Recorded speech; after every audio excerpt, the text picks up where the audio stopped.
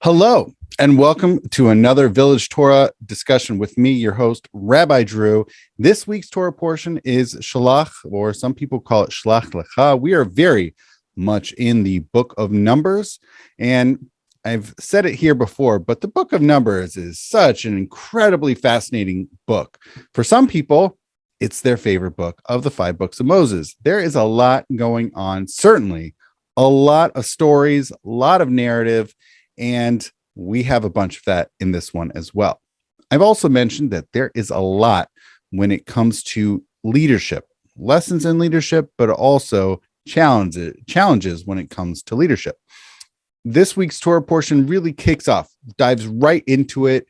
And here is what we have. I want to talk about I'll call it the big story of the Torah portion, which is about the scouting out the land of what we know today to be Israel, but at that time was Canaan. The Lord spoke to Moses saying, "Send agents to scout out the land of Canaan, which I am giving to the Israelite people. Send one participant from each of their ancestral tribes, each one a chieftain among them."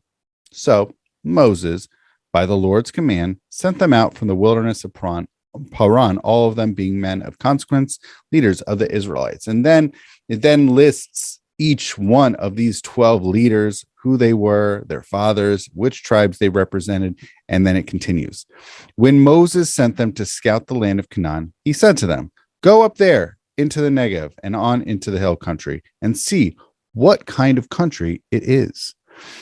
Are the people who dwell in it strong or weak, few or many? Is the country in which they dwell good or bad? Are the towns they live in open or fortified? Is the soil rich or poor? Is it wooded or not? And take pains to bring back some of the fruit of the land." And now we have this parenthetical notation, which is, well, it's in the Torah text, but it's not part of Moses' statement. Now it happened to be the season of the first ripe grapes. Okay, so they went up and scouted the land from the wilderness. Actually, you know what? I'm going to pause here because the questions that Moses is posing to these leaders, right? We have a dozen leaders from amongst Israel. So these aren't just 12 random people throughout the Jewish people at the time, Bnei Israel, the Israelites. These are significant, maybe not literally the leaders, but certainly very significant people to represent their tribes. They are literally representatives. And to some degree, you can kind of think about it the way we have our legislative bodies here in America, where we have different states send representatives. And so here too, we have tribes sending one person to represent them, sort of literally to be the eyes for their tribe in the scouting of this land. So they went up. Oh, and the other thing I wanted to point out, what is Moses asking for here? Well, as it turns out, Moses is asking for literally a scouting report. He wants to know how challenging is this country to take, because after all, there's this divine charge. This is the land that is meant for Bnei Israel, for the Israelites. It's meant for them. But you can't just assume, clearly Moses doesn't assume, you can't just assume that people are just going to say, "Oh yeah, come here. Take our, come live here. It's totally fine." No, he wants to know the defensive capabilities of these people. How able are they to defend their land? And and also there's the defensive component, right? You have the military aspect, the combative aspect, but also how's the earth? What are the growing conditions? And it happens to be, this is the harvest season for grapes. Now, this season in Israel, the harvest season is August through October. So really fall-ish, right? August, September, and I think it also extends into October. I know that there is someone who lives here in Cincinnati, someone who goes to my synagogue. His sister moved to Israel. She now lives in Israel and is living out her dream of harvesting grapes to make into wine. So in talking to her, don't bother trying to reach her in August or September. It is busy, crazy busy season. Okay, so that's Israel. So this is the time of year. So also, if you have ever been to Israel, August, September, it's also August especially is hot. September is still quite warm. So these 12 representatives are going at this quite warm season. Okay, so they went up and scouted the land from the wilderness of Tzin to Rehov at Levo Hama. They went up into the Negev and came to Hebron, where lived Achiman, Sheshai, and Talmai, the Anakites. Now, Hebron was founded 7 years before Zoan of Egypt. They reached the Wadi Eshkol, and there they cut down a branch with a single cluster of grapes.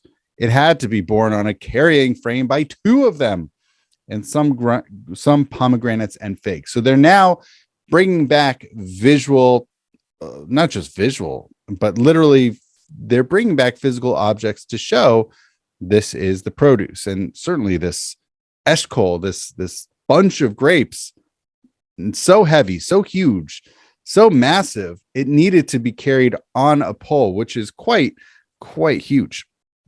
That place was named the Wadi Eshkol because of the cluster that the Israelites cut down there. Eshkol meaning basically an eshkol is a cluster of grapes. So that's why they called the place Wadi Eshkol. Well, that's the place where we got that huge cluster of grapes. Okay. At the end of 40 days, they returned from scouting the land. 40 days? That is quite... Now, look, we didn't read in any of this that they were on horse or camel.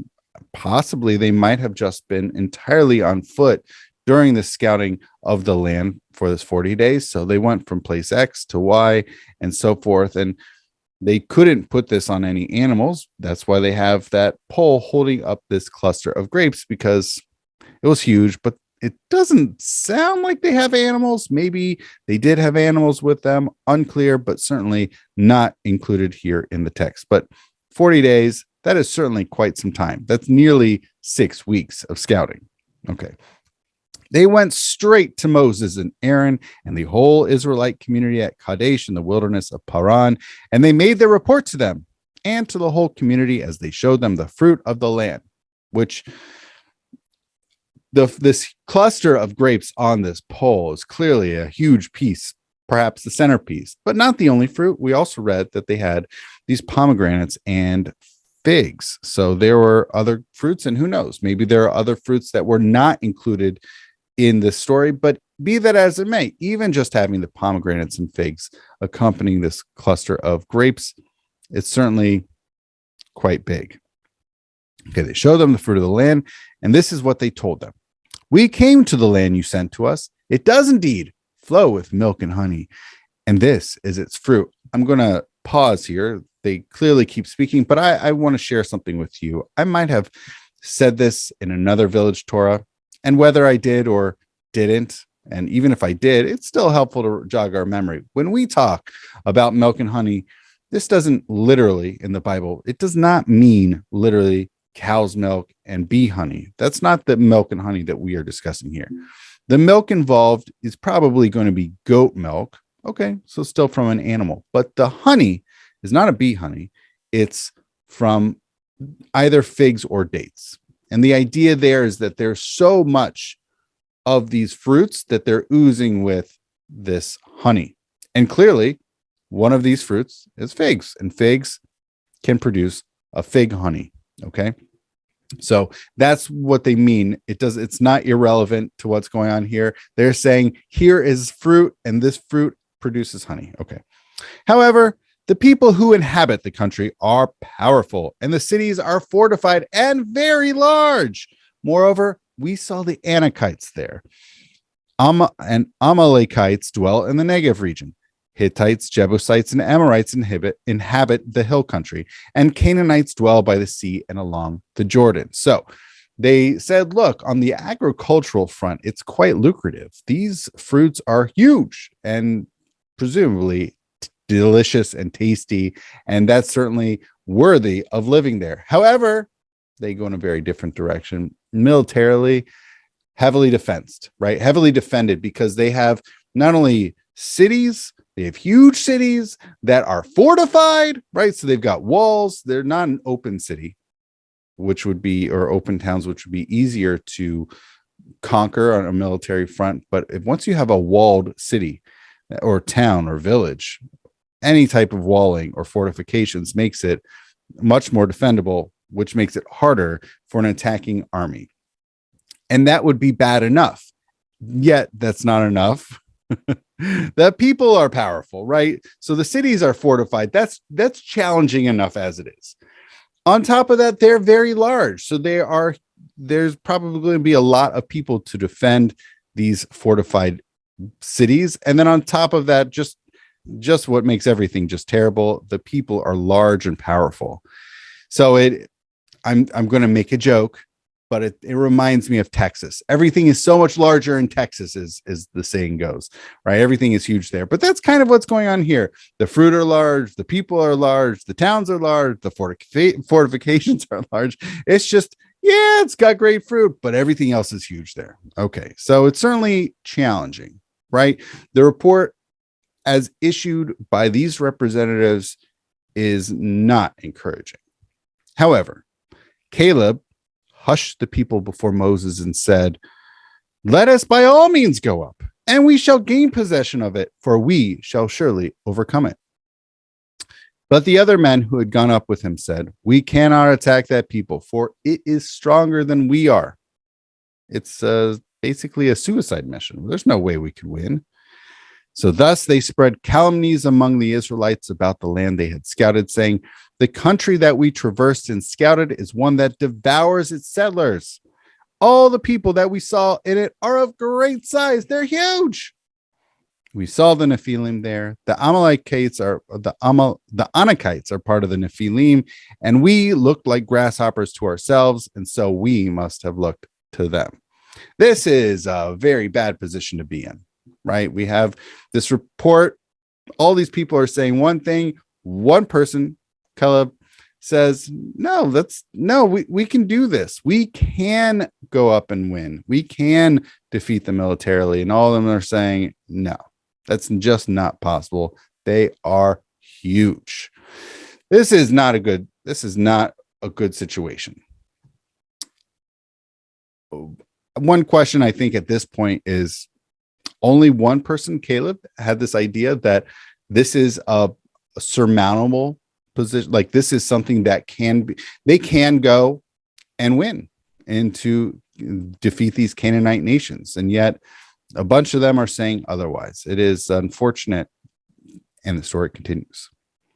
The whole community broke into loud cries, and the people wept that night. Now think about this. I'm going to pause here, which is, if they wept that night, why would they be weeping? Well, if this was the whole end, right? The whole purpose, they said, we're leaving from Egypt.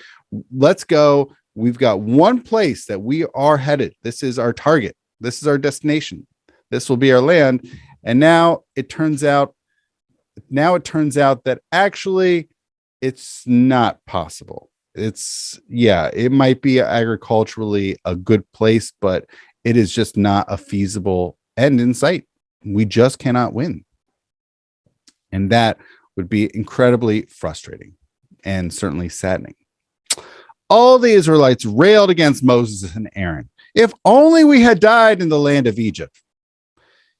The whole community shouted at them, if only we might die in this wilderness. It would have been bad, like this, a far greater alternative to going up against these nations in Canaan would have been either to die in Egypt or to die in the wilderness. But now we have to have the enemy in front of us. Why is the Lord taking us to that land to fall by the sword? Our wives and children will be carried off. It would be better for us to go back to Egypt. And they said to one another, "Let us head back for Egypt." This is just a woeful situation. There is no good that can come out of our going up against these Canaanite nations. We will surely be defeated. Okay.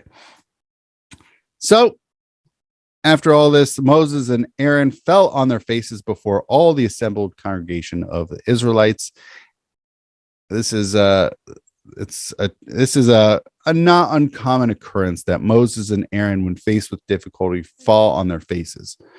Okay. And Joshua, son of Nun, and Caleb, son of Jephunneh, of those who had scattered the land, rent their clothes and exhorted the whole Israelite community. "The land that we traversed and scouted is an exceedingly good land. If pleased with us, the Lord will bring us into that land, a land that flows with milk and honey, and give it to us. Only you must not rebel against the Lord. Have no fear of the people of the country, for they are our prey. Actually, I'm going to sneak in, and the Hebrew is actually quite interesting. It says, Ki lachmenu heim. They're our bread, they're our sustenance. Basically, we can eat them up. And so that's why I think this translation uses this. They are our prey. We're just going to eat them up. It's not going to be that challenging. Their protection has departed from them, but the Lord is with us.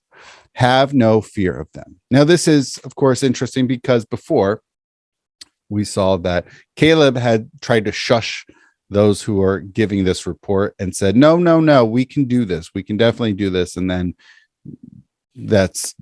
they all said, no, we can't. But here we now have also, in addition to Caleb, we have Joshua, Yehoshua ben Nun, standing up also and rending his garments. So now we really have 2 on one side and 10 on the other. That really is the dividing line, that we have these 10 scouts that have issued a report that says the fruit is great. The people, it's just, we can't beat them. Versus these 2 on the other side, Caleb and Joshua, who are saying, no, we can do this. We very much can. As the whole community, and the way the story sort of ends, it's not fully over, but sort of ends for now. For our purposes, it ends as the whole community threatened to pelt them with stones. Actually, the Hebrew is v'yomru kol ha'eda lirgom otam ba'avanim. So the whole congregation was saying, let's go stone them. They really were putting this in motion, but the presence of the Lord appeared in the tent of meeting to all the Israelites. Which, if you're familiar with, is it Latin? Is it Greek? But this notion of Deus ex machina, right, where God just sort of comes out of whatever and stops everything. So this is kind of a Deus ex machina, although here it is literally the Lord coming out and saying, no, don't pelt them with stones. Although it's interesting, it's not clear who the them is that would be pelted. Would it be Caleb and Joshua? Would it be Moses and Aaron? Either way, that is where we leave this story. Now, what then happens just in the rest of the parasha, or at least immediately after this, is that Moses and Aaron then talk to God, have a dialogue, figure out how can they proceed, how can they move forward, and they try to figure something out and so forth. Now, but for our purposes, this is really where this ends. But here's what I struggle with. What I struggle with is these 12 men, these 12 representatives. Clearly, these are not riffraff. They are significant people amongst their tribes. And they all, for these 5, almost 6 weeks, have been scouting the land, presumably having the similar experiences. They're not necessarily splitting off into different groups, and some groups say we're going to focus on the agriculture, and some groups saying we're focusing on the military might. They all presumably stuck together for these 40 days, had the same experiences, and yet have 2 entirely different reports. Now, let's establish that on the agricultural front, they all agree this is a land flowing with milk and honey. They all agree this is a good place agriculturally. So in that sense, their reports are exactly the same. All 12 of them have the exact same reports. The one place where this differs is the military might, basically the defensive capabilities of the people living there. And this is where they differ. You have Caleb and Joshua on one side saying, this is something we can do. We can beat them. You can have the extreme language of ki lachmenu heim. They're going to be our bread. We can totally eat them up. But or that we can certainly do it. I wonder, of course, one thing I have to throw in, we look like grasshoppers to ourselves, and so we must have looked to them. One of the things that is unclear here, and we really just don't know looking at this entire text, is how much interaction did these 12 scouts have with the residents, with the people actually living there? We don't know. It's possible, right? after, you're there for more than 5.5 weeks. At some point, it's very likely, very possible to have direct interaction with these people who are living there. It's also possible that whether it's a direct interaction that you're speaking with them, talking to them, finding out about them, that is one possibility. Yes. Another thing is that maybe you're not intimately conversing with them, not finding out about what it is like to live there, and you only perceive the residents from afar, right? You maintain your distance outside of the cities. You keep going, you're traveling, but you stay away from the cities, or at least you don't go in. And you just see, right? You look at the people who are living there, and sometimes, believe it or not, sometimes your perception, maybe depth perception, whatever it is, perception is off. So Caleb and Joshua have one sense of perception, which is to say that they're people. They are not giants. They are not these outrageously huge, fierce, powerful, mighty residents there. Whereas the 10 other scouts in their report said, they're huge. They're so powerful. Look at them. It's hard. It really is hard to figure out what's true here, right? What ultimately is true. Now, of course, this is all a scouting report. It is an assessment. It is perception. How much that reflects reality is incredibly unclear. One also wonders what for these 10 spies that produce this negative report, or certainly I don't know, maybe more pessimistic sense of their military capabilities. We're, of course, thinking about the defensive capabilities. But what if we also throw into that equation the offensive military capabilities of the Bnei Israel, of the Israelites? Maybe they have some as well. It's part of the equation, right? It's not just a one-sided aspect. It has two sides. You have both defense and offense. And it is also interesting that the Caleb and Joshua are not saying they're not fortified cities. So in that, it seemed to accede to that part of the report. Just they differ on what are the people defeatable. And as we'll see, as it clearly plays out later on in the story, yes, they are the Bnei Israel, the Israelites are able to win, are able to defeat the Canaanites who are dwelling there. Yet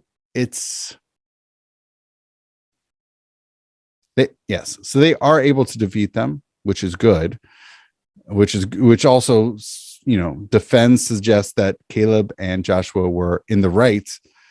But you wonder how one's perception can be affected. Having said all of these things, one thing that I've been holding greatly back from is mentioning anything about the rabbis, about midrashim. I'm very curious about them. I will simply say this. I'll share with you one rabbinic text from the Talmud. But the rabbis seem to overall have the sense that the 10 spies, the 10 scouts who produced this negative report, the rabbis perceive them as having been, maybe they have some preconceived notions. Maybe there's something going on for them that maybe they don't want to go into Israel. Maybe they don't want that this should be their destination. Who knows? Maybe they don't want to fight, or maybe who knows? Maybe they have trust issues or belief issues with God.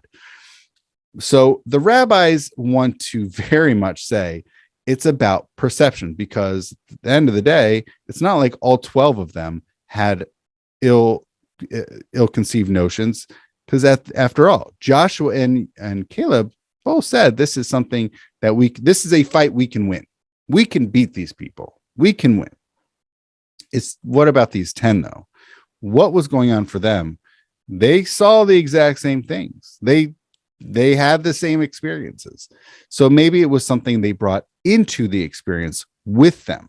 And maybe it was something up here that they perceived that this would be a challenge, that they perceived that, oh, they're huge. And so ultimately, that's probably what was going on, at least for the rabbis. I do want to point out this one rabbinic text. And they went up to the south, went up into the south, and he came to Hebron. Now, this is, of course, a curiosity. What do you mean plural? It's plural of them going up into the south, but then a singular person going to Hebron. So it should have said, and they came. It should all be in the plural. And Rava says, and I will pause here, Rava is one of the most influential rabbis in all of the Babylonian Talmud. I would certainly say he is absolutely the most influential rabbi of the entirety of the 4th century of the Common Era, and certainly one of the most interestingly influential rabbis of all time. Okay. So Rava says, this teaches that Caleb separated himself from the council of the other scouts and went and prostrated himself on the graves of the forefathers in Hebron. He said to them, my forefathers, pray for mercy for me so that I will be saved from the council of the other scouts. This is clearly an instance where, Rava is perceiving that Caleb already made a decision, that he said, look, even the experiences, or maybe it's not the experiences, but he hears the chatter. You're not spending more than 5.5 weeks with 11 other people and not hearing chatter. They're definitely talking, and understanding that they have a different perception of what's going on, a different sense of what can be done here. And so in this statement here, or this Talmudic statement of Rava's, that he already said, once they got to Hebron, you know what? I need to do something different here, right? I need to separate myself. I need to pray. I need to do something, because this is not going the way that it should be going. And clearly, they are not a group that I want to be a part of. The idea that of same events occurring to multiple people, and yet having different approaches, different takes on what actually happened, is not something restricted to the Bible. It is something that is still very much with us to this very present day. And who knows, maybe the rabbis have some certain insights, that there were a bunch of preconceived notions that then influenced their decision to say, you know what? Yes, there are fortified cities, and yes, there is gorgeous fruit there, but the people are huge. While another group says, we have the exact same experiences. They are not larger than us, and we can actually militarily defeat them. They have the exact same experiences, but maybe they just had different approaches, different preconceived notions that affected their perceptions. There's certainly a lot of interesting ways of perceiving this, as with anything. So what about you? Do you have any thoughts on this? Do you have any? I'm curious to hear from you about your thoughts on this story and how people can experience different events, different happenings, different realities, and yet experiencing them differently. All right. Well, thank you so much for watching. And before we go, I just want to acknowledge that all Jewish life and programming here at Majestic Care of Cedar Village are due to the financial support from Jewish Home of Cincinnati. Thank you. And with that, I want to thank you so much for watching, and Shabbat Shalom.